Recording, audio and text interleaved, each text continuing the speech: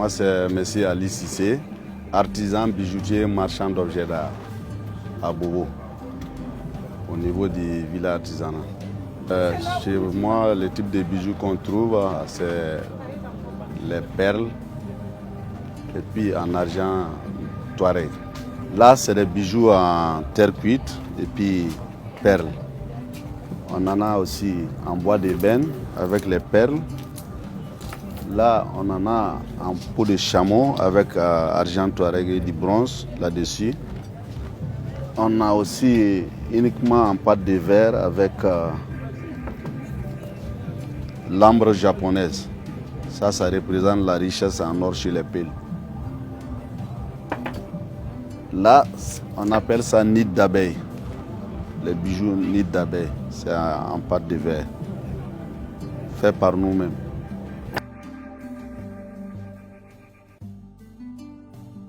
Ce qui nous a amené au Sahara, on a eu un accompagnement de la direction régionale des hauts bassins de Bobo. C'est eux qui nous ont financé pour les stands avec les transports pour venir ici. Parce que généralement, quand on vient, ça ne donne pas, ça ne marche pas. Il y a vraiment un découragement. C'est à cause de ça que ce projet nous a appuyés pour nous financer. Moi, c'est ma première édition au Sahara. Je trouve que c'est bien, malgré qu'il n'y a pas l'affiliation, comme la porte d'entrée n'est pas payante. Ça donne le courage aux visiteurs de rentrer. Mais on arrive à écouler les petits objets quand même. Et puis il y a des promesses aussi. Il y a des gens qui disent qu'ils vont venir les week-ends. Donc on espère bien que ça va aller.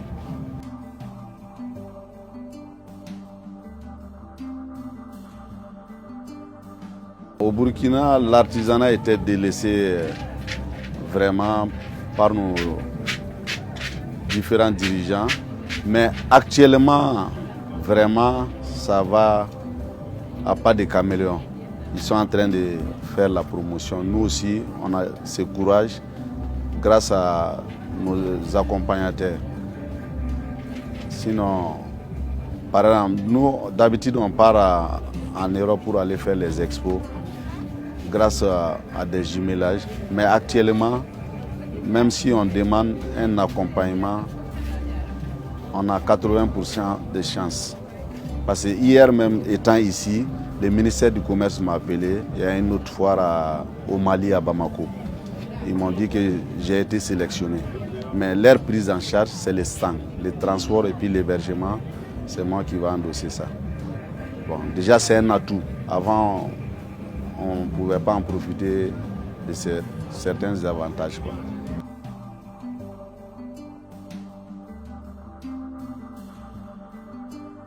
La crise aujourd'hui nous a vraiment, on ne peut pas dire nous a enterrés, mais on est un peu mort-vivant parce qu'on n'arrive pas à joindre les deux bouts.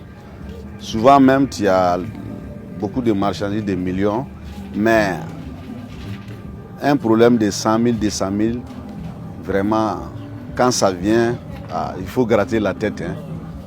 C'est pas simple. Il y a des marchandises, les touristes n'arrivent pas à venir. On a assez de marchandises. Bon, nos dirigeants aussi, quand il y a les expos, bien quand ils viennent, au lieu de prendre quelques objets pour nous encourager, si nous on voit dans les autres pays voisins, on voit les Maliens quand ils viennent, ils prennent des objets pour encourager leurs exposants. Mais chez nous ici, ce n'est pas le cas. Peut-être les habits, mais l'artisanat, les statuettes, les bijoux, non. Même actuellement, ils ont introduit les façons d'enfanter dans l'éducation. C'est bien, mais les femmes profitent plus que nous. Bon, on n'est pas contre, mais ils n'ont qu'à songer aussi à mettre les bijoux, les statuettes, des trucs comme ça. Même s'ils vont nous sélectionner à donner des cours à des élèves, tout le monde ne peut pas être fonctionnaire. Par exemple, au Ghana, dès le bas âge, les enfants vont à l'école, mais ils apprennent. Ils apprennent. À un moment donné, quand tu arrêtes, tu pourras t'en sortir dans la vie.